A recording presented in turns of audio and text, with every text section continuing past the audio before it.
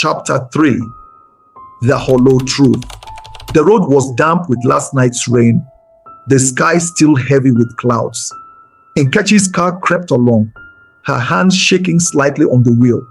The memory of that woman, Bose, standing in the shadows, smiling like she had all the time in the world, gnawed at her. "I've been waiting for you," Bose had said. "You should stop looking. What you search for has long been taken. If you must blame someone, blame the man beside you. Your husband, he is the monster you sleep beside." Nkechi hadn't slept since. That night, something had snapped in her. Her mind, already fraying at the edges, Bose's words didn't feel like riddles. They felt like truth. Nkechi started spying on Emeka, and she could notice something was off about him. He always offered to serve Nkechi meals, telling her to rest. The way he was suddenly friendly with all the street kids, they call him all sorts of names in pidgin and flock to him. This was very strange to Nkechi indeed. Nkechi sat by the window, holding her cup of untouched pap. Her stomach turned at the sight of it. For days she had stopped eating anything Emeka touched. It had started the morning she caught him. She'd woken up earlier than usual, feeling dry in her throat. She tiptoed to the kitchen and found Emeka there, not knowing she was watching. He stood by the gas cooker, stirring her pap gently.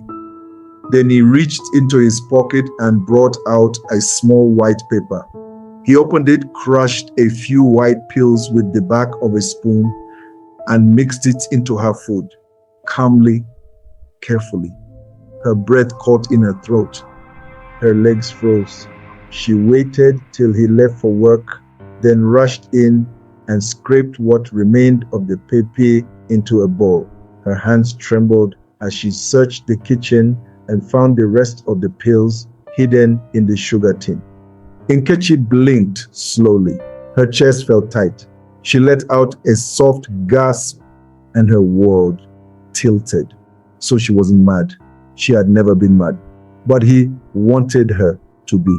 She cried until her head hurt, but she wiped her tears and went to see her neighbors. She went to her neighbors.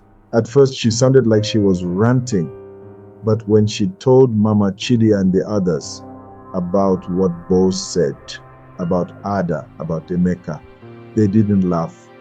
They didn't call her mad. They listened. They had seen Emeka lingering near the church, near the school. They had seen him speaking to children with two sweet smiles. There were rumors, suspicions, but now there was a plan. It was Mama Ruth's idea. Her granddaughter BC would be the bait, and they prayed nothing goes wrong. So they set a plan. Mama Ruth would leave her granddaughter BC with Nkechi pretending to go for a church program. Nkechi would tell Emeka she was going to the market. He'd be alone with the child. That morning, everything went according to plan. Nkechi told Emeka she had to go out. Mama Ruth dropped BC off, gave her a tight hug and left. The women waited across the street hiding. For a while, nothing happened. The women began to whisper, "Maybe she really is confused. She's been through a lot." But then Emeka got up. He looked around the house, checked the windows. Then he locked the door. He crouched before BC, smiled too sweetly, and whispered something in her ear. Then he brought out a rope, tied her hands, her feet, gagged her carefully, like he'd done it before. BC trembled but didn't scream. He stuffed her into a big black duffel bag. The women rushed forward as soon as he went into the bedroom to change. They broke in quietly, pulled BC out, and filled the bag with heavy stones. They hid outside again, breathless. Emeka came back, carried the bag, and lifted it like it was nothing.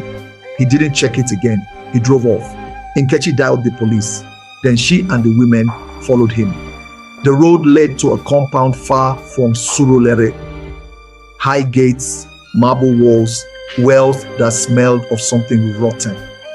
Emeka honked once, and the gate opened like a mouth. There she was, boss, elegant, cold. She stood in white linen, untouched by the dust or the sin she carried.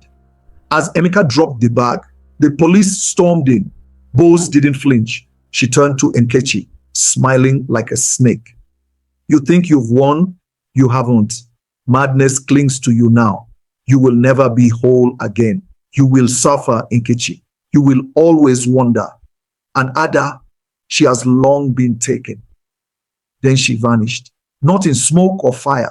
She just wasn't there anymore. Emeka dropped to his knees, trembling, snot dripping from his nose. Please, I didn't know. They said I'd be rich. They told me just one child. They said Ada wouldn't feel pain. They lied. They lied. He wailed, but no one moved. No one helped him. No one spoke.